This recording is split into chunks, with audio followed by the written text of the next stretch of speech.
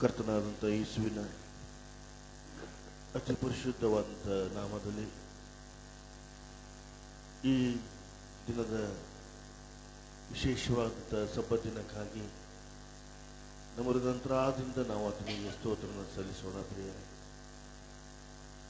ಈ ದಿನ ನಾವು ಕುಟುಂಬವಾಗಿ ವೈಯಕ್ತಿಗತವಾಗಿ ಕ್ರಿಸ್ತನ ಸನ್ನಿಧಾನದಲ್ಲಿ ನಾವೆಲ್ಲರೂ ಅದನ್ನು ಆರಾಧಿಸೋಕ್ಕಾಗಿ ಸೇರಿ ಬರುವಂತೆ ಕರ್ತನೆ ನಮಗೆ ಬೇಕಾದಂಥ ನಿನ್ನ ಕೃಪೆಯನ್ನು ಕೊಡು ಎಂಬುದಾಗಿ ನಾವು ಕೇಳಿಕೊಂಡ. ಪ್ರಿಯರೇ, ಆತನು ಒಳ್ಳೆಯವನಾಗಿದ್ದಾನೆ.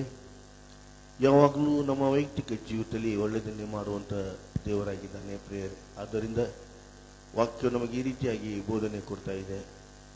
ಕ್ರಿಸ್ತನೊಂದಿಗೆ ಶಿಲುಬೆಗೆ ಹಾಕಿಸಿಕೊಂಡವನಾಗಿದ್ದೇನೆ, ಇನ್ನು ಜೀವಿಸುವನು ನಾನಲ್ಲ, ಕ್ರಿಸ್ತನು ನನ್ನಲ್ಲಿ ಜೀವಿಸ್ತಾನೆ ಎಂಬುದಾಗಿ ಗಲಾತ್ಯದವರಿಗೆ ಬರೆದ ಪತ್ರಿಕೆ 2ನೇ ಅಧ್ಯಾಯ 20ನೇ ವಾಕ್ಯ ಭಾಗದಲ್ಲಿ ನಾವು ನೋಡ್ತಾ ಇದ್ದೇವೆ. ಕ್ರಿಸ್ತನಿಗೋಸ್ಕರವಾಗಿ ನಾವು ಜೀವಿಸುವ ಹಾಗೆ ತೀರ್ಮಾನದೊಂದಿಗೆ ಈ ದಿನದ ಆರಾಧನೆಗೋಸ್ಕರವಾಗಿ ನಮ್ಮನ್ನು ಸಿದ್ಧ ಮಾಡಿಕೊಂಡು ಈ ರೀತಿಯಾಗಿ ನಾವು ಹಾಡಿಕೊಳ್ಳೋಣ.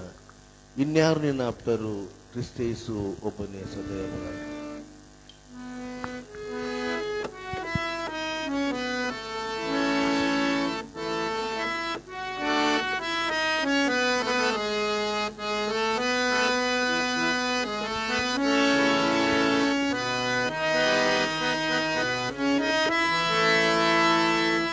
ಇನ್ಯಾರು ನಿನ್ನಾಪ್ತರು, ಕ್ರಿಸ್ತೇಸು ಒಬ್ಬನೇ ಸದಾ. ಸ್ವೀಕರಿಸು ಈ ಆಪ್ತನ, ಯೇಸು ನನ್ನಾತ್ಮರಕ್ಷಕ. ಇನ್ಯಾರು ನಿನ್ನಾಪ್ತರು, ಕ್ರಿಸ್ತೇಸು ಒಬ್ಬನೇ ಸದಾ. ಸ್ವೀಕರಿಸು ಈ ಆಪ್ತನ, ಯೇಸು ನನ್ನಾತ್ಮರಕ್ಷಕ. ನೀನಾಪ್ತ ಯೇಸು ಬಾಂಧನು, ನೀಂಗಾಗಿ ಜಾತನಾದನು. ನೀನನ್ನು ಕೊಂಡುಕೊಂಡನು, ನೀನಲ್ಲ ಶಾಪಗ್ರಸ್ತನು.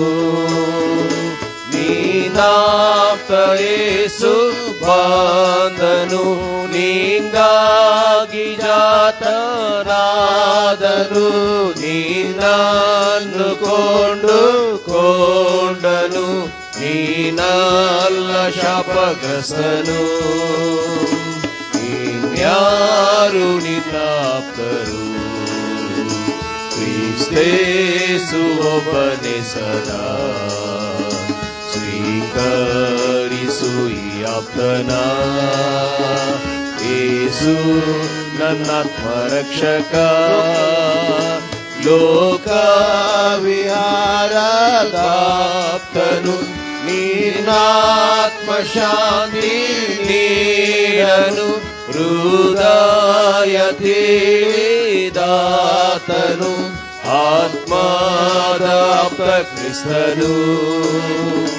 ಲೋಕ ವಿಹಾರದಾಪ್ತನು, ನೀನಾತ್ಮ ಶಾಂತಿ ನೀಡಲು. ಹೃದಯ ತಿಳಿದಾತನು, ಆತ್ಮದಾಪ್ತ ಕ್ರಿಸ್ತನು. ಇನ್ಯಾರು ನಿನ್ನಾಪ್ತರು, ಕ್ರಿಸ್ತೇಸು ಒಬ್ಬನೇ ಸದಾ. ಸ್ವೀಕರಿಸು ಈ ಆಪ್ತನ, ಯೇಸು ನನ್ನಾತ್ಮರಕ್ಷಕ. ಮಹಿಮಸ್ಥಾನ ತ್ಯಜಿಸಿ, ಪಾಪಿಯ ಸ್ಥಾನ ವಹಿಸಿ, ನಮ್ಮೆಲ್ಲ ದ್ರೋಹ ಸಹಿಸಿ, ಪ್ರಾಣವ ಕೊಟ್ಟ ಆಪ್ತನೇ. ಮಹಿಮಸ್ಥಾನ ತ್ಯಜಿಸಿ, ಪಾಪಿಯ ಸ್ಥಾನ ವಹಿಸಿ, ನಮ್ಮೆಲ್ಲ ದ್ರೋಹ ಸಹಿಸಿ, ಪ್ರಾಣವ ಕೊಟ್ಟ ಆಪ್ತನೇ. ಇನ್ಯಾರು ಯಾರು ನಿನ್ನಾಪ್ತರು, ಕ್ರಿಸ್ತೇಸು ಒಬ್ಬನೇ ಸದಾ. ಸ್ವೀಕರಿಸು ಈ ಆಪ್ತನ, ಯೇಸು ನನ್ನಾತ್ಮರಕ್ಷಕ.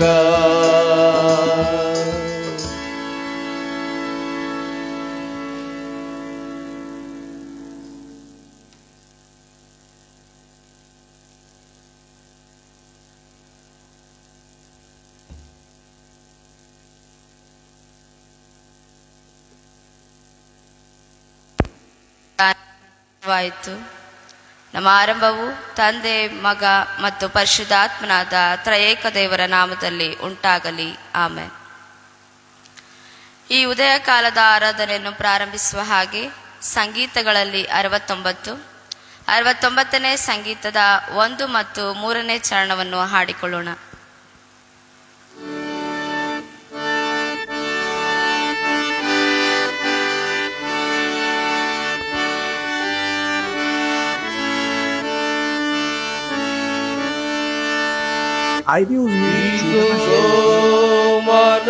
ಮನುಷ್ಯನು ಕಣ್ಣಲ್ಲಿ ದುಃಖ ಜಾಲ, ಮೋರೆಲಾಜೆಯು ತುಟಿಲಿ ಶೋಕ ಮಾಲ, ಹಣೆಲಿ ಬೇವಾರು ಸಂಕಷ್ಟ ಮಾನದೆ, ಏರೇಲಿ ತಾಳ್ಮೆಯು ಈ ರೂಪ ನೋಡಿರಿ.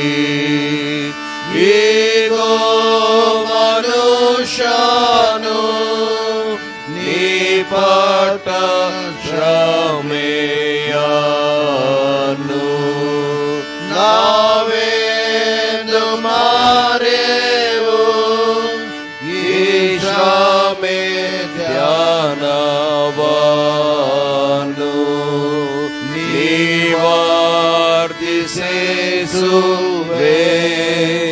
ನಮ್ಮನ್ನು ದೃಷ್ಟಿಸು, ನೀನೊಬ್ಬನವಾಗೆ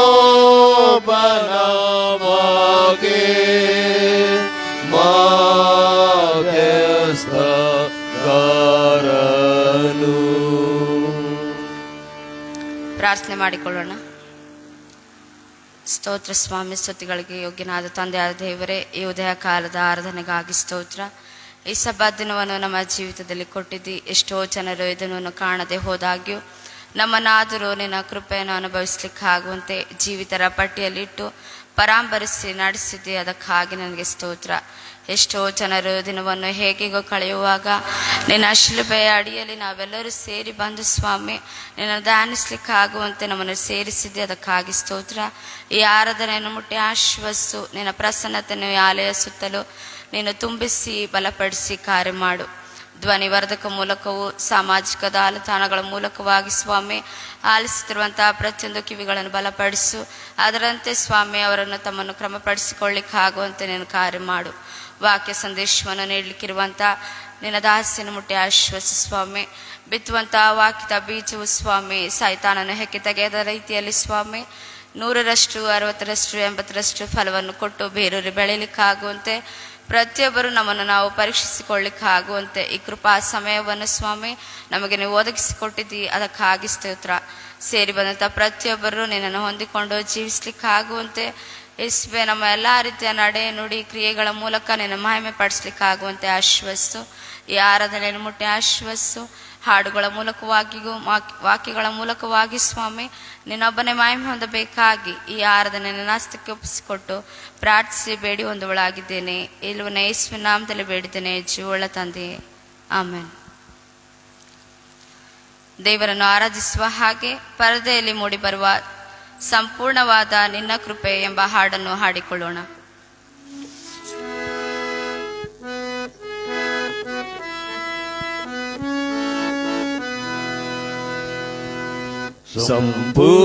ಸಂಪೂರ್ಣವಾದ ನಿನ್ನ ಕೃಪೆ, ಶಾಶ್ವತವಾದ ನಿನ್ನ ಕೃಪೆ, ಸಂಪೂರ್ಣವಾದ ನಿನ್ನ ಕೃಪೆ, ಶಾಶ್ವತವಾದ ನಿನ್ನ ಕೃಪೆ. ಬಾಳಿಗೆ ಬೆಳಕನು, ಬಾಳಿಗೆ ಬೆಳಕನು ನೀಡುವಂತ ನಿನ್ನ ಕೃಪೆ, ನೀಡುವಂತ ನಿನ್ನ ಕೃಪೆ, ಸಂಪೂರ್ಣವಾದ ನಿನ್ನ ಕೃಪೆ, ಶಾಶ್ವತವಾದ ನಿನ್ನ ಕೃಪೆ. ಪಾಪಿಗೆ ಬಿಡುಗಡೆ ನೀಡಿದಂತ ನಿನ್ನ ಕೃಪೆ, ಪರಲೋಕ ಭಾಗ್ಯವ ದಯಪಾಲಿಸಿದ ಕನ್ನಲಿಸಿದ ನಿನ್ನ ಕೃಪೆ, ಪಾಪಿಗೆ ಬಿಡುಗಡೆ ನೀಡಿದಂತ ನಿನ್ನ ಕೃಪೆ, ಪರಲೋಕದ ಭಾಗ್ಯವ ದಯಪಾಲಿಸಿದ ನಿನ್ನ ಕೃಪೆ, ಆತ್ಮದೇವನೇ ನಿನ್ನ ಕೃಪೆ, ಆರಾಧ್ಯ ದೇವನೇ ನಿನ್ನ ಕೃಪೆ, ಆತ್ಮದೇವನೇ ನಿನ್ನ ಕೃಪೆ, ಆರಾಧ್ಯ ದೇವನೇ ನಿನ್ನ ಕೃಪೆ, ಸಂಪೂರ್ಣವಾದ ನಿನ್ನ ಕೃಪೆ, ಶಾಶ್ವತವಾದ ನಿನ್ನ ಕೃಪೆ. ಕರುಣೆಯ ತೋರಿದ ಪರಿಶುದ್ಧವಾದಂತ ನಿನ್ನ ಕೃಪೆ, ನಿತ್ಯವಾದ ಮರಣದಿಂದ ಕಾಪಾಡಿದಂತ ನಿನ್ನ ಕೃಪೆ, ಕರುಣೆಯ ತೋರಿದ ಪರಿಶುದ್ಧವಾದಂತ ನಿನ್ನ ಕೃಪೆ, ನಿತ್ಯವಾದ ಮರಣದಿಂದ ಕಾಪಾಡಿದಂತ ನಿನ್ನ ಕೃಪೆ, ಆತ್ಮದೇವನೇ ನಿನ್ನ ಕೃಪೆ, ಆರೋಗ್ಯದಾತನೇ ನಿನ್ನ ಕೃಪೆ, ಆತ್ಮದೇವನೇ ನಿನ್ನ ಕೃಪೆ, ಆರೋಗ್ಯದಾತನೇ ನಿನ್ನ ಕೃಪೆ, ಸಂಪೂರ್ಣವಾದ ನಿನ್ನ ಕೃಪೆ, ಶಾಶ್ವತವಾದ ನಿನ್ನ ಕೃಪೆ, ಸಂಪೂರ್ಣವಾದ ನಿನ್ನ ಕೃಪೆ, ಶಾಶ್ವತವಾದ ನಿನ್ನ ಕೃಪೆ. ದೇವರ ವಾಕ್ಯಕ್ಕೆ ನಮ್ಮನ್ನು ಸಿದ್ಧಪಡಿಸಿಕೊಳ್ಳುವ ಹಾಗೆ ಪರದೆಯಲ್ಲಿ ಮೂಡಿಬರುವ ಆರಾಧನೆ ನಾಯಕ ನೀನೆ ಎಂಬ ಹಾಡನ್ನು ಹಾಡಿಕೊಳ್ಳೋಣ.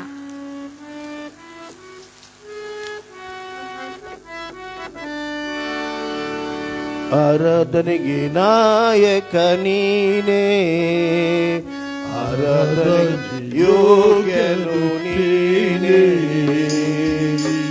ಆರಾಧನೆಗೆ ನಾಯಕ ನೀನೇ, ಆರಾಧನೆಗೆ ಯೋಗ್ಯನು ನೀನೇ,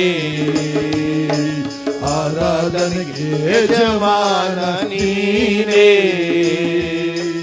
ಆರಾಧನೆಗೆ ಅರಸನು ನೀನೇ, ಜೀವಿಸುವ ಕಾಲವೆಲ್ಲ ನಿನ್ನನ್ನೇ ಆರಾಧಿಸುವೆ, ಜೀವಿಸುವ ಕಾಲವೆಲ್ಲ ನಿನ್ನನ್ನೇ ಆರಾಧಿಸುವೆ, ಆರಾಧನೆ ನಾಯಕ ನೀನೇ,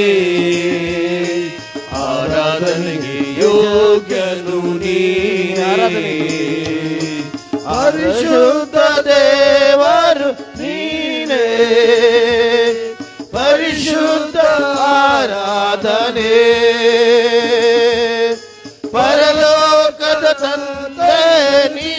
ನೀನೇ, ಮಹಿಮೆಯ ಆರಾಧನೆ ಬಂದ ಪರಿಶುದ್ಧ ದೇವರು ನೀನೇ, ಪರಿಶುದ್ಧ ಆರಾಧನೆ ಪರಲೋಕ ತಂದೆಯು ನೀನೇ, ಮಹಿಮೆಯ ಆರಾಧನೆ ಮೊಣಕಾಲೂರಿ ಕೈಗಳೆತ್ತಿ ನಿನ್ನನ್ನೇ ಆರಾಧಿಸುವೆ, ಮೊಣಕಾಲೂರಿ ಕೈಗಳನ್ನೆತ್ತಿ ನಿನ್ನನ್ನೇ ಆರಾಧಿಸುವೆ, ಆರಾಧನೆ ನಾಯಕ ನೀನೇ, ಆರಾಧನೆಗೆ ಯೋಗ್ಯನು ನೀನೇ, ನನಗಾಗಿ ಬಲಿಯಾದ ಯೇಸುವೆ, ದಿನವೆಲ್ಲ ಆರಾಧಿಸುವೆ, ಬೇಗನೆ ಬರಲಿರುವ ಯೇಸುವೆ, ಹರುಷದಿ ಆರಾಧಿಸುವೆ, ಅಭಿಷೇಕದಾತ್ಮನೇ ಆತ್ಮಪ್ರಿಯನೇ ನಿನ್ನನ್ನೇ ಆರಾಧಿಸುವೆ, ಅಭಿಷೇಕನಾತ್ಮನೇ ಆತ್ಮಪ್ರಿಯನೇ ನಿನ್ನನ್ನೇ ಆರಾಧಿಸುವೆ, ಆರಾಧನೆಗೆ ನಾಯಕ ನೀನೇ, ಆರಾಧನೆಗೆ ಯೋಗ್ಯನು ನೀನೇ, ಆರಾಧನೆಗೆ ಯಜಮಾನ ನೀನೇ, ಆರಾಧನೆಗೆ ಅರಸನು ಜೀವಿಸುವ ಕಾಲವೆಲ್ಲ ನಿನ್ನನ್ನೇ ಆರಾಧಿಸುವೆ,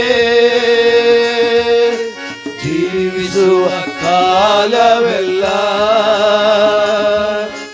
ನಿನ್ನನ್ನೇ ಆರಾಧಿಸುವೆ, ಆರಾಧನೆಗೆ ನಾಯಕ ನೀನೇ, ಆರಾಧನೆಗೆ ಯೋಗ್ಯನು ನೀನೇ.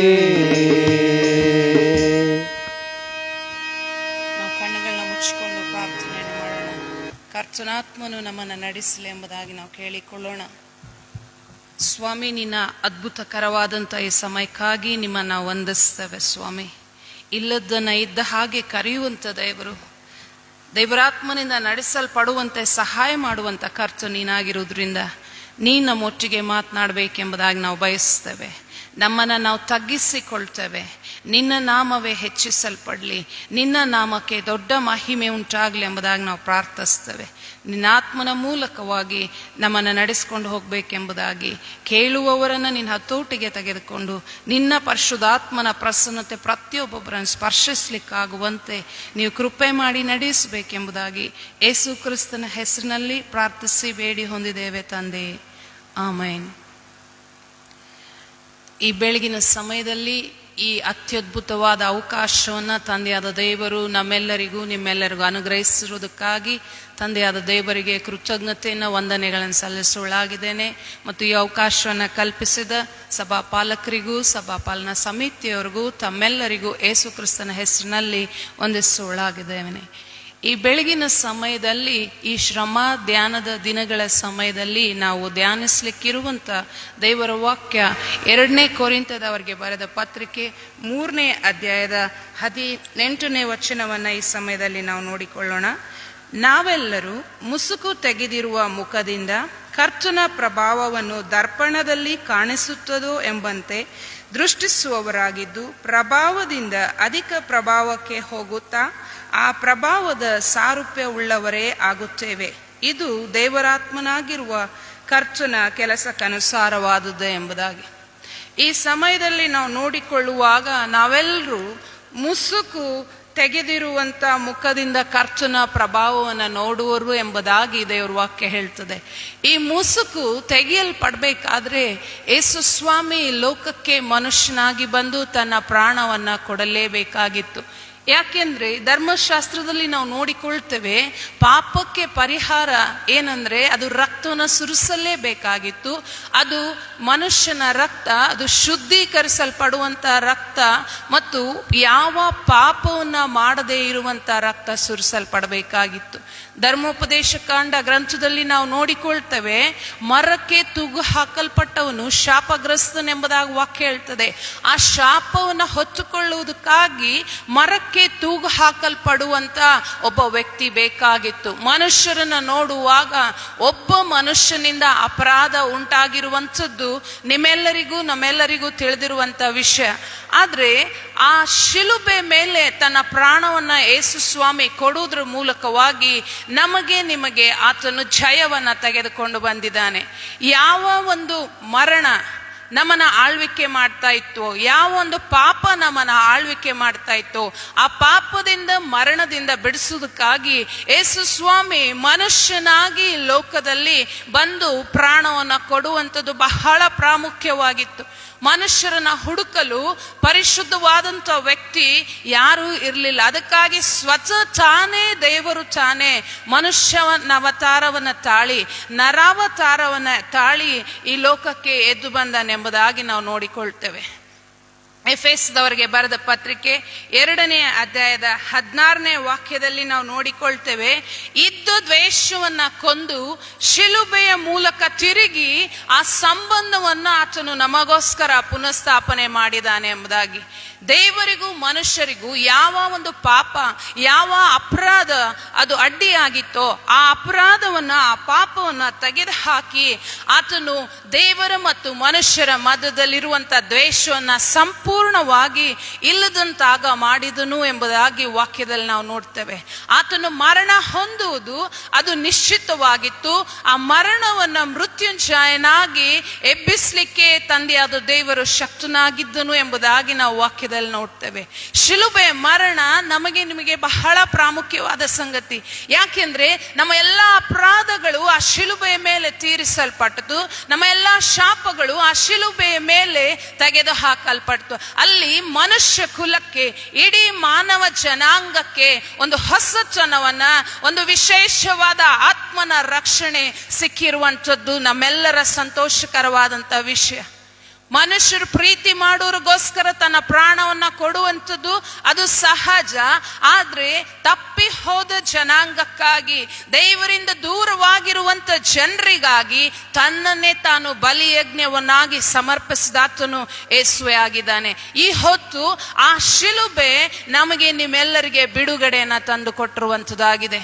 ಯೇಸು ಸ್ವಾಮಿ ಆ ಶಿಲುಬೆ ಮೇಲೆ ರಕ್ತ ಸುರಿಸಿದಾಗ ಆ ರಕ್ತ ನಮ್ಮೆಲ್ಲ ಸಕಲ ಅಪರಾಧಗಳನ್ನ ಅದು ಅಳಿಸಿ ಹಾಕಿ ನಮ್ಮನ್ನು ಶುದ್ಧೀಕರಿಸಿ ಇರುವಂತದ್ದಾಗಿದೆ.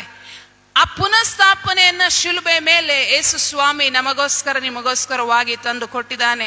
ಮೊದಲನೇದಾಗಿ ನಾವು ಅಲ್ಲಿ ನೋಡುವಾಗ ಫುಲ್ನೆಸ್ ಆಫ್ ಗಾಡ್, ದೇವರ ಸರ್ವ ಸಂಪೂರ್ಣತೆಯನ್ನ ಆ ಶಿಲುಬೆ ನನಗೋಸ್ಕರ ನಿನಗೋಸ್ಕರ ತೆಗೆದುಕೊಂಡು ಬಂದಿದೆ.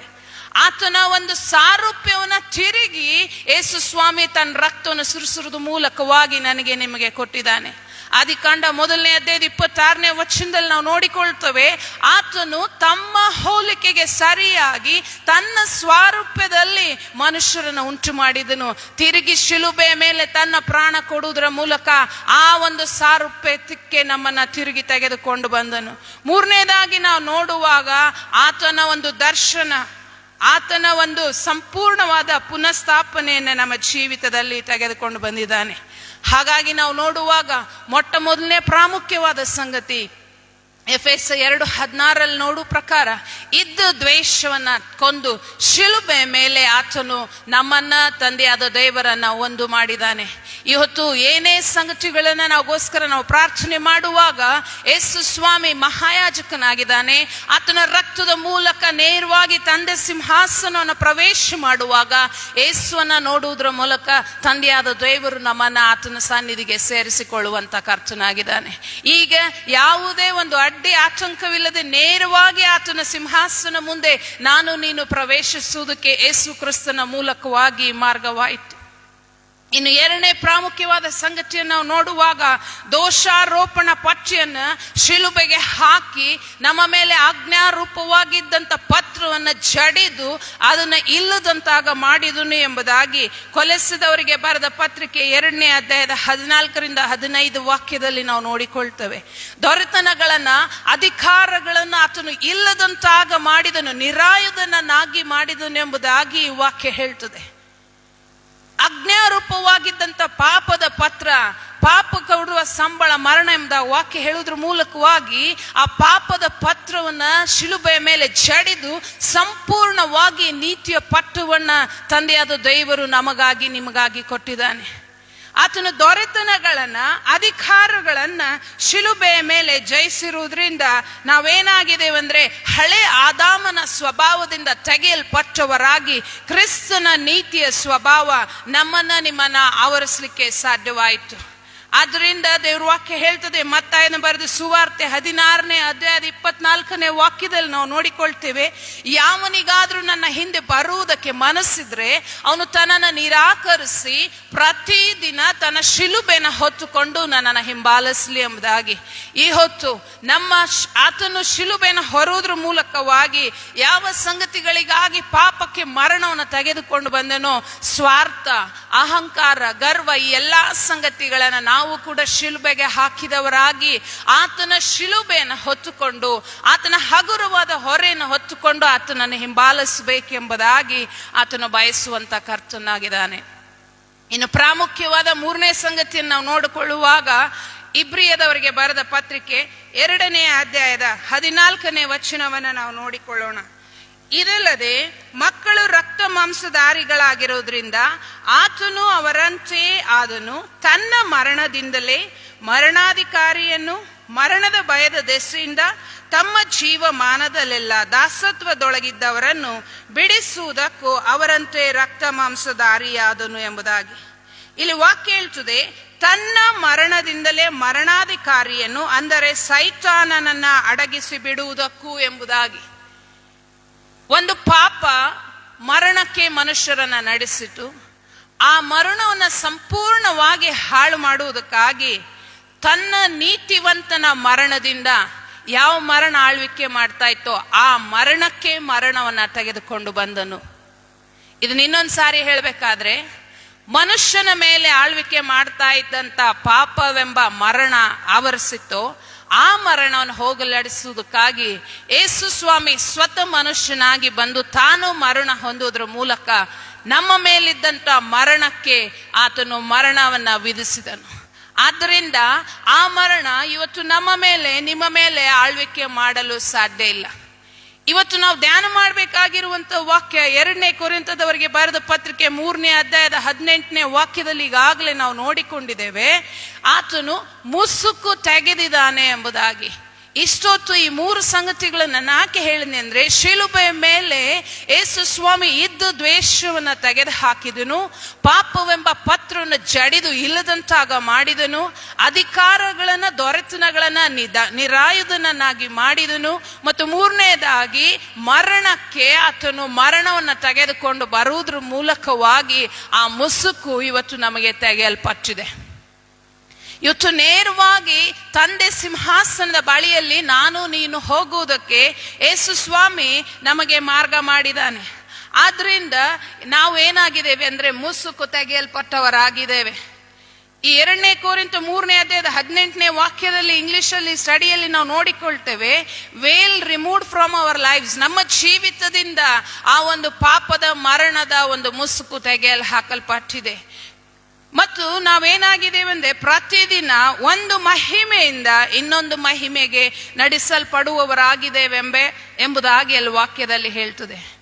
ಅದೇ ವಾಕ್ಯದಲ್ಲಿ ನಾವು ನೋಡಿಕೊಳ್ತೇವೆ, ನಾವು ರೂಪಾಂತರ ಹೊಂದಿ ಆತನ ಸಾರೂಪ್ಯವನ್ನು ಧರಿಸಿಕೊಂಡಿದವರಾಗಿದ್ದೇವೆ ಎಂಬುದಾಗಿ.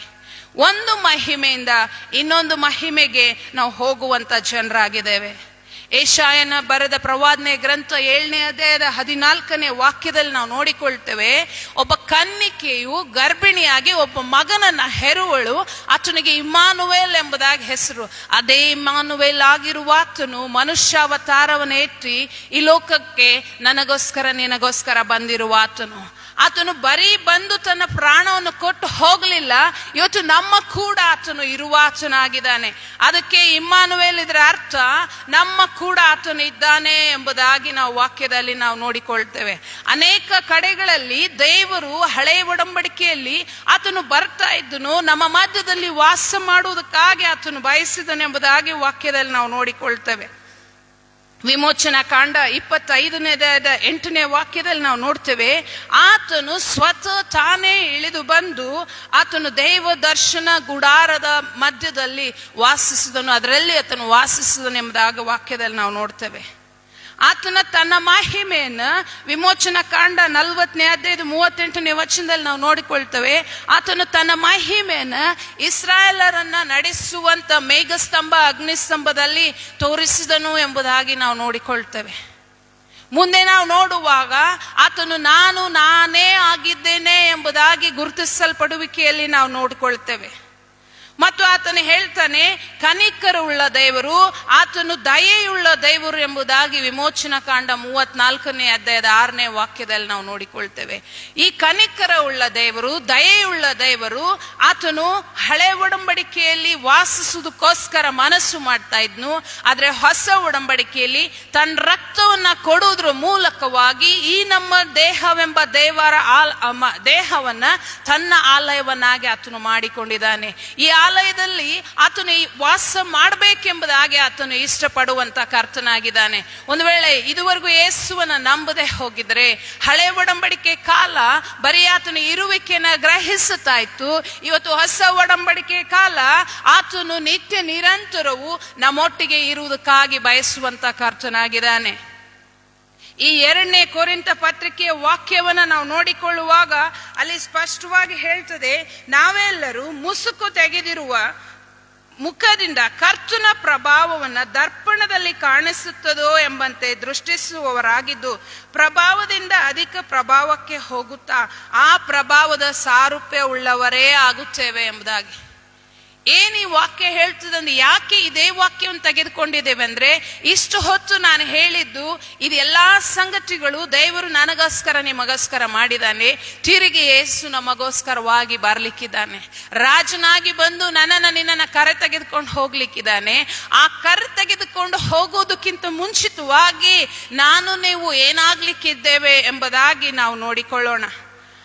ಆತನು ಏನ್ ಮಾಡಿದ್ನಂದ್ರೆ, ಒಂದು ಪ್ರಭಾವದಿಂದ ಇನ್ನೊಂದು ಪ್ರಭಾವಕ್ಕೆ ನಮ್ಮನ್ನ ನಡೆಸುವಂತ ಕರ್ತನು ಆತನಾಗಿದ್ದಾನೆ. ಕೊಲೆಸದವರಿಗೆ ಬರೆದ ಪತ್ರಿಕೆ 3ನೇ ಅಧ್ಯಾಯದ 1ರಿಂದ 4 ವಚನಗಳನ್ನ ನಾವು ನೋಡಿಕೊಳ್ಳೋಣ. ಇಲ್ಲಿ ವಾಕ್ಯ ಹೀಗೆ ಹೇಳ್ತದೆ, ಕೊಲೆಸದವರಿಗೆ ಬರೆದ ಪತ್ರಿಕೆ 3ನೇ ಅಧ್ಯಾಯ 1ರಿಂದ 4 ವಚನಗಳನ್ನು ನೋಡಿಕೊಳ್ಳುವಾಗ ನಾವು ಕ್ರಿಸ್ತನೊಟ್ಟಿಗೆ ಎಬ್ಬಿಸಲ್ಪಟ್ಟಿದ್ದೇವೆ ಎಂಬುದಾಗಿ ವಾಕ್ಯ ಹೇಳ್ತದೆ. ಯೇಸು ಸ್ವಾಮಿಯನ್ನ ಮರಣ ಹಿಡಿದುಕೊಳ್ಳಿಕ್ಕಾಗ್ಲಿಲ್ಲ, ಆತನು ಮರಣವನ್ನ ಜಯಿಸಿ ಎದ್ದಿಂತ ಕರ್ತನು. ಆ ಮರಣವನ್ನ ಜಯಿಸುವುದರ ಜೊತೆಗೆ ಆತನು ನಮ್ಮನ್ನು ಕೂಡ ಮರಣದಿಂದ ಎಬ್ಬಿಸಲ್ಪಟ್ಟಿದ್ದಾನೆ. ಆದ್ರಿಂದ ನಾವು ಆತನೊಟ್ಟಿಗೆ ಸಿಂಹಾಸನದಲ್ಲಿ ಆತನೊಟ್ಟಿಗೆ ನಾವು ಕೂಡಿಸಲ್ಪಟ್ಟಿದ್ದೇವೆ ಎಂಬುದಾಗಿ ವಾಕ್ಯ ಹೇಳ್ತದೆ. ಹಾಗೆ 3ನೇ ಅಧ್ಯಾಯದ 1-2 ವಾಕ್ಯದಲ್ಲಿ ನಾವು ನೋಡಿಕೊಳ್ತೇವೆ, ನಮ್ಮ ಜೀವವು ಕ್ರಿಸ್ತನೊಂದಿಗೆ ಮರೆಯಾಗಿಡಲ್ಪಟ್ಟಿದೆ ಎಂಬುದಾಗಿ. ಇವತ್ತು ವೈರಿ ಕೈರಿಗೆ ಸಿಕ್ಕಿಕೊಳ್ಳುವುದಕ್ಕೆ ಆತನ ಅವಕಾಶ ಕೊಡದೆ ನನ್ನ ಜೀವವನ್ನ ನಿಮ್ಮ ಜೀವವನ್ನ ಬಹಳ ಪ್ರಾಮುಖ್ಯವಾದದ್ದೆಂಬುದಾಗಿ ಎಣಿಸಿ ಆತನು ನಮ್ಮ ಮೇಲಿರುವಂತ ಎಲ್ಲ ದೋಷಗಳನ್ನು ತೆಗೆದುಹಾಕಿ ನಮ್ಮ ಆತ್ಮಕ್ಕೆ ಒಂದು ರಕ್ಷಣೆಯನ್ನ ಕೊಟ್ಟು ನಿತ್ಯ ಜೀವದ ನಿರೀಕ್ಷೆಯನ್ನ ತೆಗೆದುಕೊಂಡು ಬರುವುದರ ಮೂಲಕವಾಗಿ ಆತನು ನಿಮ್ಮ ಜೀವವನ್ನ ಕ್ರಿಸ್ತನೊಂದಿಗೆ ದೇವರಲ್ಲಿ ಮರೆಯಾಗಿಟ್ಟಿದ್ದಾನೆ. ಅನೇಕ ಸಾರಿ ಮರಣ ನಮ್ಮನ್ನು ಆವರಿಸಿಬಿಡ್ಬೋದು, ಆಕ್ಸಿಡೆಂಟ್ಗಳು ನಮ್ಮನ್ನು ಆವರಿಸಿರ್ಬೋದು, ರೋಗಗಳು ನಮ್ಮನ್ನು ಆವರಿಸಬಹುದು ಎಂಬುದಾಗಿ ಭಯ ಕಾಡ್ತಾ ಇರುತ್ತೆ. ಈ ಲೋಕದಲ್ಲಿ ನಾನು ಬಿದ್ದು ಹೋದ್ರೆ ಹೇಗೆ ಎಂಬ ಚಿಂತೆ ನಮ್ಮನ್ನು ಆವರಿಸ್ತಾ ಇರುತ್ತದೆ. ಆದ್ರೆ ಇವತ್ತು ಒಂದು ವಿಶೇಷವಾದ ಅದ್ಭುತಕರವಾದ ಸಂಗತಿ ನಿಮಗೆ ನಮಗೆ ಇದೆ. ನಮ್ಮ ಆತ್ಮವು ಕ್ರಿಸ್ತನಲ್ಲಿ ಮರೆಯಾಗಿಡಲ್ಪಟ್ಟಿದೆ. ನಿಮ್ಮ ಆತ್ಮವು ಕ್ರಿಸ್ತನಲ್ಲಿ ಮರೆಯಾಗಿಡಲ್ಪಟ್ಟಿರುವುದರಿಂದ ವೈರಿ ಯೇಸುವನ್ನ ದಾಟ್ಕೊಂಡು ಬಂದು ನಿನ್ನನ್ನು ಮುಟ್ಬೇಕಾಗಿದೆ. ಯಾಕೆಂದ್ರೆ ನೀವು ನಾನು ಅಷ್ಟು ದೇವರ ದೃಷ್ಟಿಯಲ್ಲಿ ಪ್ರಾಮುಖ್ಯರು, ಅಮೂಲ್ಯರನ್ನಾಗಿ ಆತನು ನೋಡುವಂತ ಕರ್ತನಾಗಿದ್ದಾನೆ. ನಾವು ಕ್ರಿಸ್ತನೊಟ್ಟಿಗೆ ಎಬ್ಬಿಸಲ್ಪಟ್ಟಿದ್ದೇವೆ. ನಮ್ಮ ಜೀವವು ಕ್ರಿಸ್ತನೊಂದಿಗೆ ಮರೆಯಾಗಿಡಲ್ಪಟ್ಟಿದೆ. ಆತನ ಜೊತೆಯಲ್ಲಿ ಪ್ರಭಾವದಿಂದ ಕೂಡಿದವರಾಗಿ ನಾವು ತಿರುಗಿ ಆತನನ್ನ ನೋಡ್ಲಿಕ್ಕಿದ್ದೇವೆ. ಸಾಮಾನ್ಯವಾದ ಸಂಗತಿ, ಎಲ್ಲಾ ಸಂದೇಶಗಳಲ್ಲಿ ನಾವು ನೋಡಿಕೊಳ್ತೇವೆ ಏಸು ತಿರುಗಿ ಬರ್ತಾನೆ ಎಂಬುದಾಗಿ. ಏಸು ತಿರುಗಿ ಬರುವಾಗ ನಾವು ಹೇಗಿರ್ತೇವೆ, ನಾವು ಹೇಗೆ ಆತನನ್ನು ಎದುರು ನೋಡ್ಲಿಕ್ಕಿದ್ದೇವೆ ಎಂಬುದು ಬಹಳ ಪ್ರಾಮುಖ್ಯವಾಗಿ ನಾನು ನೀನು ತಿಳಿದುಕೊಳ್ಬೇಕಾಗಿರುವ ಸಂಗತಿ. ಆದ್ರಿಂದ ನಮ್ಮ ಆತ್ಮಕ್ಕೆ ಒಂದು ಗೊತ್ತಿರಬೇಕು, ನಾನು ಕ್ರಿಸ್ತನೊಟ್ಟಿಗೆ ಎಬ್ಬಿಸಲ್ಪಟ್ಟಿದ್ದೇನೆ, ನನ್ನ ಜೀವ ಕ್ರಿಸ್ತನಲ್ಲಿ ಮರೆಯಾಗಿಡಲ್ಪಟ್ಟಿದೆ. ಆತನ ಬರುವಿಕೆಯಲ್ಲಿ ಪ್ರಭಾವದಿಂದ ಕೂಡಿದವರಾಗಿ ನಾವು ಆತನನ್ನ ನೋಡ್ಲಿಕ್ಕೆ ಇದ್ದೇವೆ ಎಂಬುದಾಗಿ. ಫಿಲಿಪ್ಪಿಯವರಿಗೆ ಬರೆದ ಪತ್ರಿಕೆ 3ನೇ ಅಧ್ಯಾಯದ 21ನೇ ವಚನವನ್ನ ನಾವು ನೋಡಿಕೊಳ್ಳೋಣ. ಫಿಲಿಪ್ಪಿಯವರಿಗೆ ಬರೆದ ಪತ್ರಿಕೆ 3ನೇ ಅಧ್ಯಾಯದ 21ನೇ ವಚನ ಇಲ್ಲಿ ಹೀಗೆ ಹೇಳ್ತದೆ: ಆತನು ಎಲ್ಲವನ್ನೂ ತನಗೆ ಅಧೀನ ಮಾಡಿಕೊಳ್ಳಲಾಗುವ ಪರಾಕ್ರಮವನ್ನು ಸಾಧಿಸಿ ದೀನಾವಸ್ಥೆಯುಳ್ಳ ನಮ್ಮ ದೇಹವನ್ನು ರೂಪಾಂತರ ಪಡಿಸಿ ಪ್ರಭಾವವುಳ್ಳ ತನ್ನ ದೇಹದ ಸಾರೂಪ್ಯವಾಗುವಂತೆ ಮಾಡುವನು ಎಂಬುದಾಗಿ. ಕ್ರಿಸ್ತನ ಬರುವಿಕೆಯಲ್ಲಿ ನಾವು ಆತನ ಸಾರೂಪ್ಯವನ್ನು ಹೊಂದಿಕೊಂಡು ಆತನಂತೆ ಆಗುವುದಕ್ಕಾಗಿ ಆತನು ನಿಮ್ಮನ್ನ ಕರೆದಿದ್ದಾನೆ. ಈಗಿನ ದಿನಮಾನಗಳಲ್ಲಿ, ಆಧುನಿಕ ದಿನಗಳಲ್ಲಿ ನಾವು ಲೋಕದ ರೀತಿಯಾಗಿರದೆ ಲೋಕದಿಂದ ನಮ್ಮನ್ನು ಬೇರ್ಪಡಿಸಿಕೊಂಡವರಾಗಿ ಆತನನ್ನು ದೃಷ್ಟಿಸುವಾಗ, ಆತನ ವಾಕ್ಯಕ್ಕನುಸಾರವಾಗಿ ಜೀವಿಸುವಾಗ, ಆತ್ಮನಿಂದ ನಡೆಸಲ್ಪಡುವಾಗ, ಆತನ ಬರುವಿಕೆಯನ್ನು ಸಿದ್ಧವಾಗಿ ಕಾಯ್ತಾ ಇರುವಾಗ ನಾವೆಲ್ಲರೂ ಆತನ ದೇಹದ ಸಾರೂಪ್ಯದಂತೆ ಮಾರ್ಪಡುವೆವು, ಆತನ ಹಾಗೆ ನಾವು ಆಗುವೆವು ಎಂಬುದಾಗಿ ವಾಕ್ಯದಲ್ಲಿ ನಾವು ನೋಡಿಕೊಳ್ತೇವೆ. ಕಳೆದ ನಿನ್ನೆ ಮೊನ್ನೆ ಧ್ಯಾನ ಮಾಡುವ ವಾಕ್ಯವನ್ನು ನಾನು ಕೇಳ್ತಾ ಇರುವಾಗ ಅಲ್ಲಿ ವಾಕ್ಯದಲ್ಲಿ ನಾವು ನೋಡ್ತೇವೆ, ಹಳೆಯ ಆದಾಮನ ಹೊರಟು ಹೋಗಿ 2ನೇ ಆದಾಮನ ಸಾರೂಪ್ಯವನ್ನು ನಾವು ಧರಿಸಿಕೊಂಡುವೆ ಎಂಬುದಾಗಿ.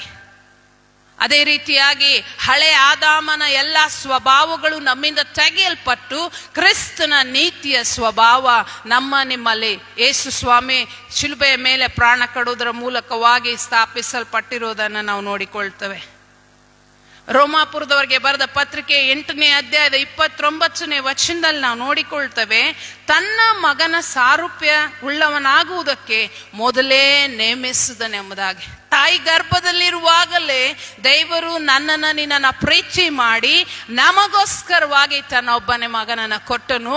ಆವಾಗಲೇ ಆತನ ನಿಷ್ಕರ್ಷೆ ಮಾಡಿದ್ನು, ತಿರುಗಿ ಯೇಸು ಬರುವಾಗ ನಾನು ನೀವು ಕೂಡ ಆತನ ಮಗನ ದೇಹದ ಸಾರೂಪ್ಯ ಉಳ್ಳವರೇ ಆಗುವುದಕ್ಕಾಗಿ ಆತನು ನೇಮಿಸಿದ್ದಾನೆ. 1ನೇ ಕೊರಿಂಥದವರಿಗೆ ಬರೆದ ಪತ್ರಿಕೆ 15ನೇ ಅಧ್ಯಾಯದ 49ನೇ ವಾಕ್ಯದಲ್ಲಿ ನಾವು ನೋಡಿಕೊಳ್ತೇವೆ, ಮಣ್ಣಿನಿಂದ ಸಾರೂಪ್ಯವನ್ನು ಧರಿಸಿಕೊಂಡಿರುವ ಪ್ರಕಾರ ಹೇಗೆ ದೇವರು ಮನುಷ್ಯನನ್ನ ಮಣ್ಣಿನಿಂದ ಉಂಟು ಮಾಡಿದನೋ ಅದೇ ಪ್ರಕಾರ ಹೊಸ ಒಡಂಬಡಿಕೆ ಕಾಲದಲ್ಲಿ ಪರಲೋಕದಿಂದ ಬಂದಾತನ ಸಾರೂಪ್ಯವನ್ನು ಧರಿಸಿಕೊಳ್ಳಬೇಕು ಎಂಬುದಾಗಿ ವಾಕ್ಯ ಹೇಳ್ತದೆ. ಈಗ ನಾವು ಹೊಸ ಒಡಂಬಡಿಕೆ ಕಾಲದಲ್ಲಿರುವಂತವ್ರು, ಪರಲೋಕದ ಸಾರೂಪ್ಯವನ್ನು ಧರಿಸಿಕೊಳ್ಳುವಂತವ್ರು. ಪರಲೋಕಕ್ಕೆ ಹೋದ ಮೇಲೆ ಪರಲೋಕದ ಸಾರೂಪ್ಯವನ್ನು ಧರಿಸಿಕೊಳ್ಳುವುದಕ್ಕಾಗಿ ಅಲ್ಲ, ಇಹಲೋಕದಲ್ಲಿ ಇರುವಾಗಲೇ ಯೇಸು ಸ್ವಾಮಿಯನ್ನ ಇಹಲೋಕದಲ್ಲೇ ನಾವು ಸೇವೆ ಮಾಡ್ತಾ ಇರುವಾಗಲೇ ಯೇಸು ಸ್ವಾಮಿಯನ್ನ ಇಹಲೋಕದಲ್ಲಿ ನಮ್ಮ ಶಿಲುಬೆಯನ್ನು ಹೊತ್ತುಕೊಂಡು ಪ್ರತಿದಿನ ಹಿಂಬಾಲಿಸುವಾಗಲೇ ಆತನ ಸಾರೂಪ್ಯವನ್ನು ಧರಿಸಿಕೊಳ್ಳುವುದಕ್ಕಾಗಿ ಆತನು ನಮ್ಮನ್ನು ಆರೈಸಿದ್ದಾನೆ, ಅದಕ್ಕೋಸ್ಕರವಾಗಿಯೇ ಕರೆದಿದ್ದಾನೆ. ಈ ಸಾರೂಪ್ಯ, ಈ ಮಹಿಮೆ ಹೇಗೆ ನಮ್ಮನ್ನು ಆವರಿಸ್ತದಂದ್ರೆ, ಪ್ರತಿದಿನ ದೇವರ ಸಾನ್ನಿಧ್ಯದಲ್ಲಿ ನಾವು ಸಮಯ ಕಳೆಯುವಾಗ, ಪ್ರತಿದಿನ ದೇವರ ಸನ್ನಿಧಿಯಲ್ಲಿ ಪ್ರಾರ್ಥನೆ ಮಾಡುವಾಗ, ಆರಾಧನೆ ಮಾಡುವಾಗ, ವಾಕ್ಯ ಓದುವಾಗ, ವಾಕ್ಯವನ್ನು ಧ್ಯಾನಿಸುವಾಗ ಈ ವಾಕ್ಯಗಳು ನಮ್ಮಲ್ಲಿ ಜೀವವನ್ನು ತೆಗೆದುಕೊಂಡು ಬರ್ತದೆ.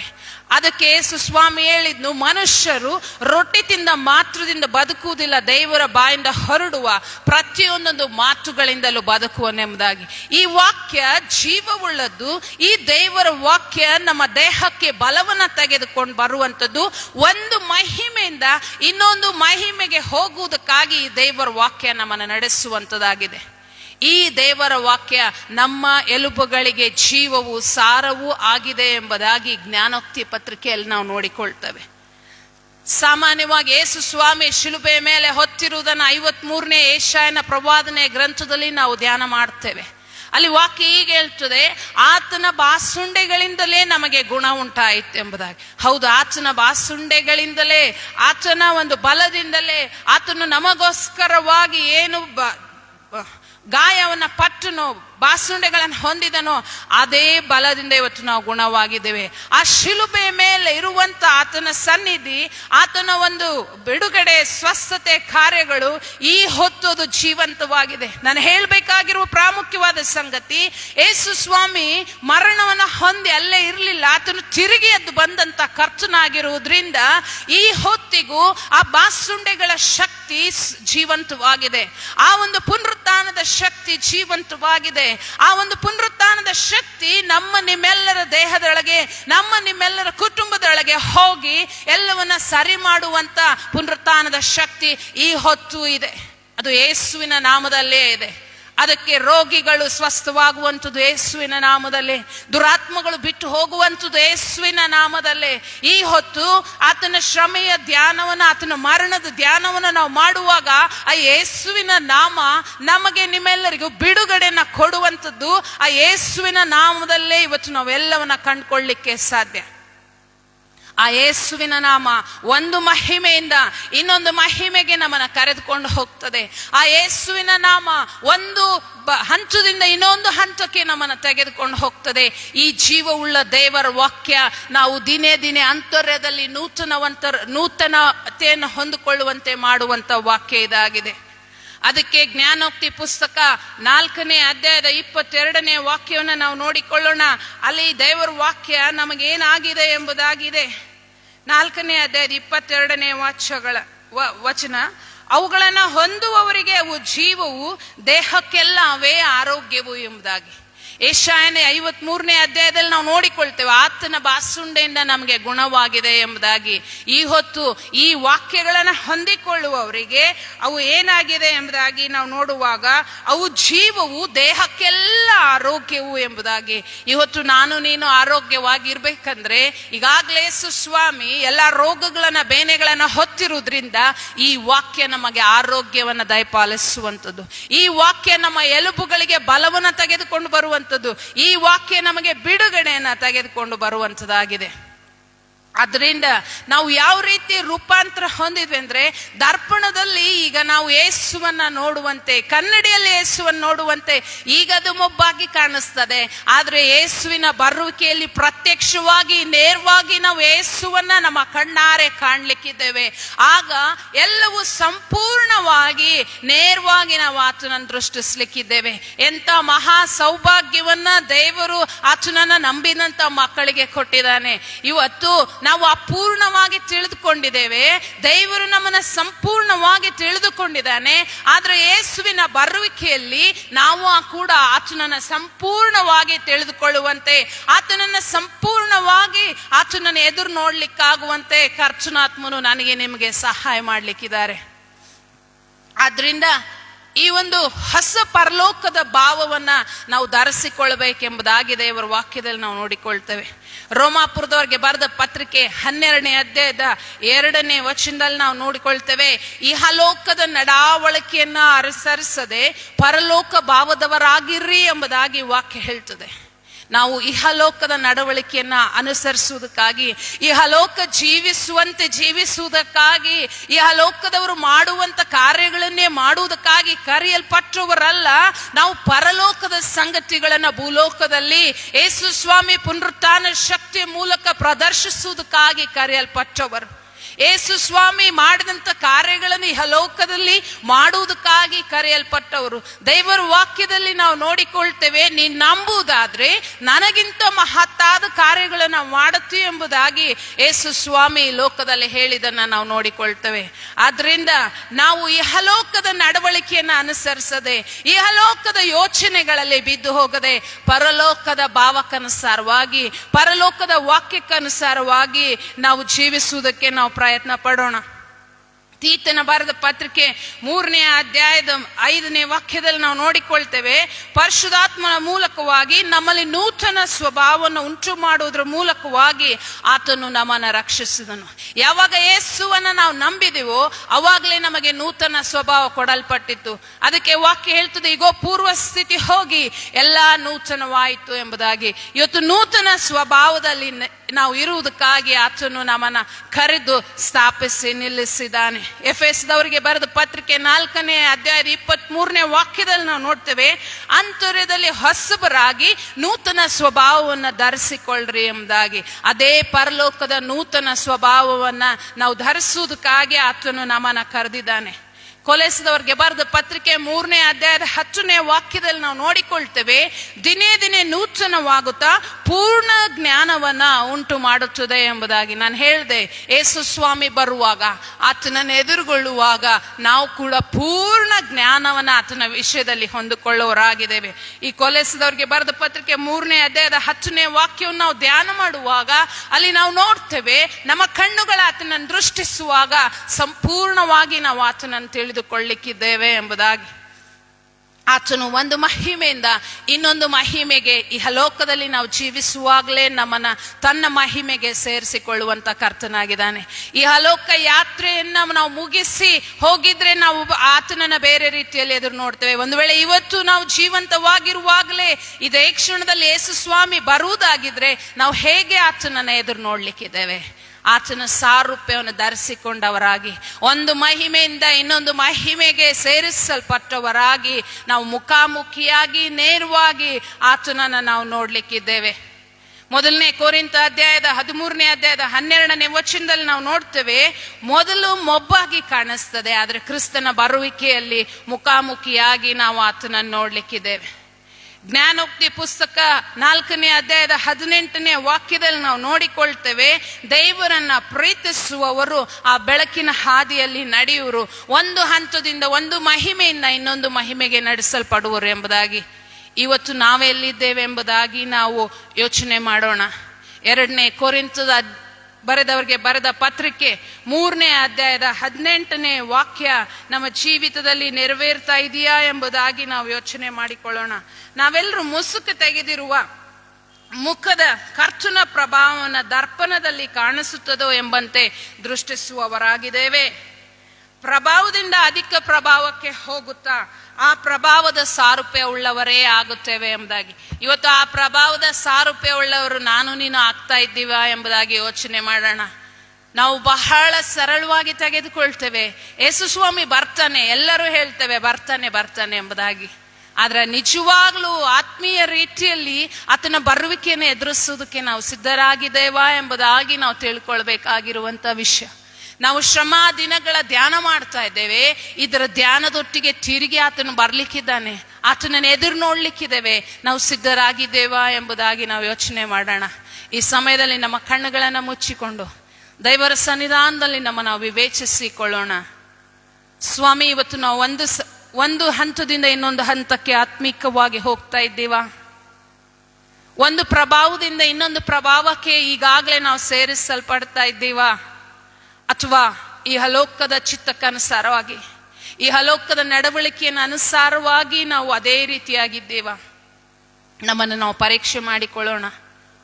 ಒಂದು ವೇಳೆ ಒಂದು ಹಂತದಿಂದ ಇನ್ನೊಂದು ಹಂತಕ್ಕೆ ನಾವು ಹೋಗ್ತಾ ಇದ್ರೆ ದೇವರಿಗೆ ಸ್ತೋತ್ರ ಸಲ್ಲಿಸೋಣ, ಆತನ ಸಾರೂಪ್ಯವನ್ನು ನಾವು ಧರಿಸಿಕೊಳ್ಳುವುದಕ್ಕೆ ಪ್ರಯಾಸ ಪಡೋಣ. ಆದ್ರೆ ಇಲ್ಲಿವರೆಗೂ ನಾವು ಯಥಾಸ್ಥಿತಿಯಲ್ಲಿ ಜೀವನ ಮಾಡ್ತಾ ಇದ್ರೆ ನಮ್ಮನ್ನು ನಾವು ಕರ್ತನಿಗೆ ಒಪ್ಪಿಸಿಕೊಡೋಣ. ಯೇಸು ಸ್ವಾಮಿ, ಇಷ್ಟು ದಿನ ನಾನು ಲೋಕದ ನಡಾವಳಿಕೆಯಂತೆ ಜೀವಿಸ್ತಾ ಇದ್ದೆ, ಆದ್ರೆ ಇನ್ನು ಮೇಲೆ ನಿನ್ನ ಮುಖವನ್ನೇ ನಾನು ನೋಡುತ್ತೇನೆ ಸ್ವಾಮಿ, ನಿನ್ನನ್ನೇ ನಾನು ದೃಷ್ಟಿಸ್ತೇನೆ, ನೀ ನಮಗೆ ಸಹಾಯ ಮಾಡೆಂಬುದಾಗಿ ಕೇಳಿಕೊಳ್ಳೋಣ. ಯೇಸುವಿನ ಬರುವಿಕೆ ಸಿದ್ಧವಾಗಿ ಇರದೆ ಹೋಗಿದ್ರೆ ಇವತ್ತು ಯೇಸುವನ್ನ ನಮ್ಮ ಹೃದಯದಲ್ಲಿ ನಾವು ಕರೆಯೋಣ. ನಾವು ಮಾಡಬೇಕಾಗಿರುವಂಥದ್ದು ಒಂದೇ ಸಂಗತಿ, ಆತನನ್ನ ನಂಬಿ ತಂದೆಯಾದ ದೇವರು ಸತ್ತವರೊಳಗಿಂದ ಯೇಸು ಸ್ವಾಮಿಯನ್ನ ಎಬ್ಬಿಸಿದ್ದಾನೆ ಎಂಬುದಾಗಿ ನಂಬಿ, ನಾನು ಪಾಪಿ ಎಂಬುದಾಗಿ ಒಪ್ಪಿಕೊಂಡು ಹೃದಯಪೂರ್ವಕವಾಗಿ ನಮ್ಮ ಹೃದಯದಲ್ಲಿ ಯೇಸುವನ್ನ ಕರೆಯುವಾಗ ಆತನು ನಮ್ಮ ಹೃದಯದಲ್ಲಿ ಬರ್ತಾನೆ, ವಾಸ ಮಾಡ್ತಾನೆ. ಆತನು ನಮಗೆ ರಕ್ಷಣೆಯನ್ನು ಕೊಡುವಂತ ಕರ್ತನಾಗಿದ್ದಾನೆ. ಆದ್ರಿಂದ ಆತನಿಗೆ ಹೇಳೋಣ, ನಿನ್ನ ರಕ್ಷಣೆಯನ್ನು ನಮಗೆ ಅನುಗ್ರಹಿಸು ಸ್ವಾಮಿ, ನಾನು ಕರೀತಾ ಇದ್ದೇನೆ, ನನ್ನ ಹೃದಯದಲ್ಲಿ ಬಾ. ನಿನ್ನ ಬರುವಿಕೆಯನ್ನ ನನ್ನ ಕಣ್ಣುಗಳ ಎದುರು ನೋಡ್ಲಿಕ್ಕಾಗುವಂತೆ ಸಹಾಯ ಮಾಡು. ಮುಖಾಮುಖಿಯಾಗಿ ನಿನ್ನನ್ನ ನನ್ನ ಕಣ್ಣುಗಳು ನೋಡ್ಲಿಕ್ಕೆ ನೀವು ನಮಗೆ ಸಹಾಯ ಮಾಡ್ರಿ ಎಂಬುದಾಗಿ ನಾವು ಕೇಳಿಕೊಳ್ಳೋಣ. ಸರ್ವಶಕ್ತನಾಗಿರುವಂತ ತಂದೆಯಾದ ದೇವರೇ, ನೀನು ಕೊಟ್ಟಂತ ವಾಕ್ಯಕ್ಕಾಗಿ ಸ್ತೋತ್ರ ಸಲ್ಲಿಸ್ತೇವೆ ಸ್ವಾಮಿ. ನಮ್ಮನ್ನು ನಾವು ತಗ್ಗಿಸಿಕೊಳ್ತೇವೆ. ನೀನು ಮಹಾರಾಜನಾಗಿ ಬರುವಾಗ ಕರ್ತನೇ, ಈಗಾಗಲೇ ನೀನು ಮುಸುಕು ತೆಗೆದಿದ್ದಿ, ಈ ನಿನ್ನ ಪ್ರಭಾವದಿಂದ ತುಂಬಿಸ್ತಾ ಇದ್ದಿ. ಇನ್ನೂ ಅಧಿಕ ಪ್ರಭಾವಕ್ಕೆ ಹೋಗಿ ನಿನ್ನ ಸಾರೂಪ್ಯವನ್ನು ಧರಿಸಿಕೊಂಡವರಾಗಿ ನಿನ್ನನ್ನು ಎದುರು ನೋಡ್ಲಿಕ್ಕಾಗುವಂತೆ ನಮಗೆ ಸಹಾಯ ಮಾಡ್ರಿ. ಇದ್ದು ದ್ವೇಷವನ್ನು ತೆಗೆದು ಹಾಕಿ, ಆಜ್ಞಾರೂಪವಾಗಿದ್ದಂಥ ಪತ್ರವನ್ನು ತೆಗೆದು ಹಾಕಿ, ಮರಣದಿಂದ ನಮ್ಮನ್ನು ತಪ್ಪಿಸಿ ನಿತ್ಯ ಜೀವವನ್ನು ಕೊಟ್ಟಿದ್ರಲ್ಲ, ಅದಕ್ಕಾಗಿ ನಿಮಗೆ ಸ್ತೋತ್ರ ಸಲ್ಲಿಸ್ತೇವೆ. ಕರ್ತನೇ, ಈಗ ನಿನ್ನನ್ನು ಕರೆದಿರುವಂಥ ಒಂದೊಂದು ಹೃದಯಗಳಲ್ಲಿ ನೀವು ವಾಸ ಮಾಡ್ರಿ. ಈಗಾಗಲೇ ನಿನಗೆ ಸ್ಥಳ ಕೊಟ್ಟಂತ ಒಬ್ಬೊಬ್ಬರ ಜೀವಿತದಲ್ಲಿ ದೇವರಾತ್ಮನ ನಡೆಸುವಿಕೆ ಇನ್ನೂ ಹೆಚ್ಚಾಗಲಿ. ಕರ್ತನೇ, ನಿನ್ನ ಆತ್ಮನ ನಡೆಸುವಿಕೆಯಲ್ಲಿ ಒಂದೇ ಸಭೆಯಾಗಿ ನಾವೆಲ್ಲರೂ ನಿನ್ನನ್ನು ಎದುರು ನೋಡ್ಲಿಕ್ಕಾಗುವಂತೆ ನೀವು ಕೃಪೆ ಮಾಡ್ರಿ ಎಂಬುದಾಗಿ ನಾವು ಪ್ರಾರ್ಥಿಸ್ತೇವೆ. ನಮ್ಮನ್ನು ತಗ್ಗಿಸಿಕೊಳ್ತೇವೆ. ನಿನ್ನ ನಾಮ ಹೆಚ್ಚಿಸಲ್ಪಡಲಿ. ಯೇಸು ಕ್ರಿಸ್ತನ ಹೆಸರಿನಲ್ಲಿ ಪ್ರಾರ್ಥನೆಯನ್ನ ವಿಜ್ಞಾಪನೆಗಳನ್ನು ಸಮರ್ಪಿಸಿ ಬೇಡಿ ಹೊಂದಿದ್ದೇವೆ ತಂದೆ, ಆಮೇನ್.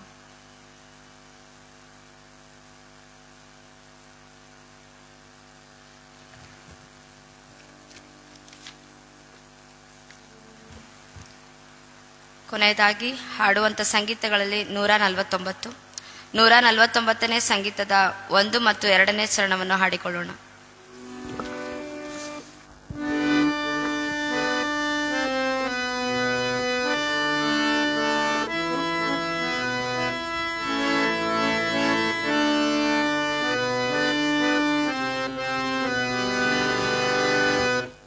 ವಿಜಯಿಸುವ ಪರದೈಸಿನಲ್ಲಿ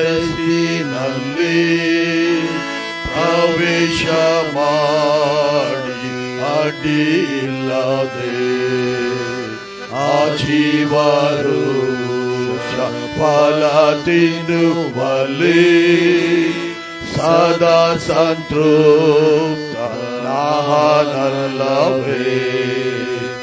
ನಾ ಬಲ್ಲೆನೆ ನಿನ್ನೆಲ್ಲ ಕೃತ್ಯ ಕೇಳಿದು ಸತ್ಯ ಶ್ರೀ ಸಭೆಯೇ.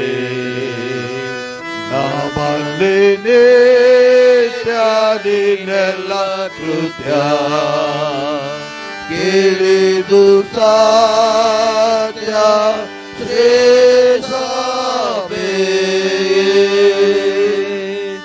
ವಿಜಯಿಸುವ ಮೃತ್ಯುದ್ವಯದಿಂದ ಏನೇನು ನಾಶಪಡಲಾರದು. ನಿನಂಬಿಗಸ್ತನಾಗಿ ನಿಷ್ಠೆಯಿಂದ ತಾಳೆಲ್ಲ ಹಿಂಸೆ ಸಾಯೋ ಮಟ್ಟಿಗೂ ಸಂಜೀವವನು ಕಿರೀಟವನು ಇವೆಲ್ಲವನ್ನು ನಿಂಗಿವೆನು. ಸಂಜೀವವನು ಕಿರೀಟವನು ಇವೆಲ್ಲವನ್ನು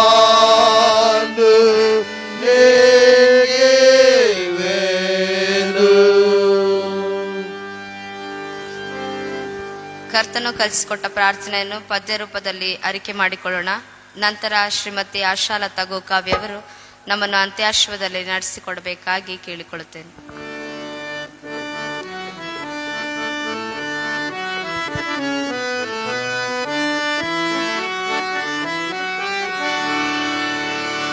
ಪರಲೋಕ ಜನಕ ನಿಭವದ ವಿಧಾನವು ತೀರ್ಥವು ಪಾವನವಾಗಿರಲಿ, ಸುರಕ್ಷಿರವಾಗಿ ಹರಿನಯ ರಾಜವು ಧರೆಯಲ್ಲಿ ನೆಲೆಸಲಿ ಸ್ಥಿರವಾಗಿ. ಆಮೆನ್. ಪರದಂಡಲಿ ಚಿತ್ತವು ಧರೆಯಲ್ಲಿ ನೆರವೇರಲಿ ಅನುದಿನದ ಬುದ್ಧಿ, ಪರಿಪಾಲಿಸು ಎಂಬ ಕೊರತೆಯ ನೀಗಿಸಿ ವರದು ಗುಣಾಗಣ ದಯಶೀಲ. ಆಮೆನ್. ಕ್ಷಮಿಸೆಂಬ ಪಾಪಗಳನ್ನು ನಾವಿದರರ ಕ್ಷಮಿಸಿದ ತೆರದಿದ ಯಾಕರನೆ, ಕ್ಷೇಮವ ಪಾಲಿಸು ದೀನರ ರಕ್ಷಿಸು ಕಾಮಿತ ಫಲದಾಯಕ ನೀನೇ. ಆಮೆನ್. ಶೋಧನೆಯೊಳಗೆ ಸೇರಿಸದಿರುವುದು ಶೋಧಕ ನೀನಲೆ ತಾಯಿ ಪ್ರಭು, ಸಿದ್ಧತೆ ರಾಜವು ಬಲವು ಮಹಿಮೆಗಳು ಓದಯದೀಶನೆ ನೀನವುಗಳು.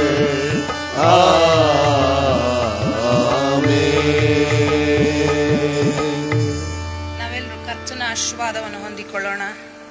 ನಮ್ಮ ಕರ್ತನಾದ ಯೇಸು ಕ್ರಿಸ್ತನ ಕೃಪೆಯು, ತಂದೆಯಾದ ದೇವರ ಪ್ರೀತಿಯು, ಪರಿಶುದ್ಧಾತ್ಮನ ಅನ್ಯೋನ್ಯತೆಯು ಸದಾ ನಮ್ಮೆಲ್ಲರೊಟ್ಟಿಗೂ ನಿತ್ಯ ನಿರಂತರವೂ ತಿರುಗಿ ನೀನು ಬರುವ ತನಕ, ನಿನ್ನನ್ನು ಎದುರು ನೋಡುವ ತನಕ ನಮ್ಮೆಲ್ಲರೊಟ್ಟಿಗೆ ನಿತ್ಯ ನಿರಂತರವೂ ನೆಲೆಯಾಗಿರಲಿ ಸ್ವಾಮಿ. ಆಮೇನ್.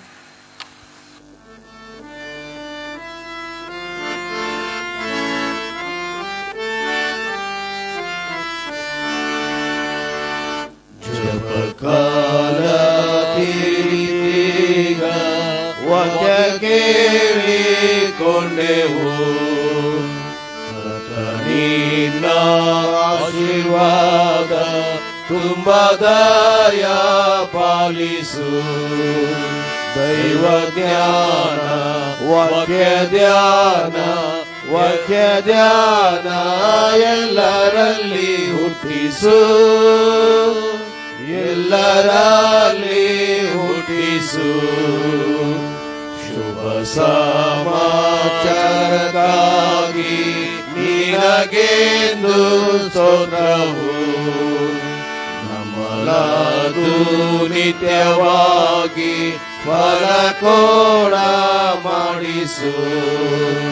ನಿನ್ನ ಪ್ರೀತಿ ಮುಖ ಕಾಂತಿ ನಮಗೆಂದು ತೋರಿಸು, ನಮಗೆಂದು ತೋರಿಸು.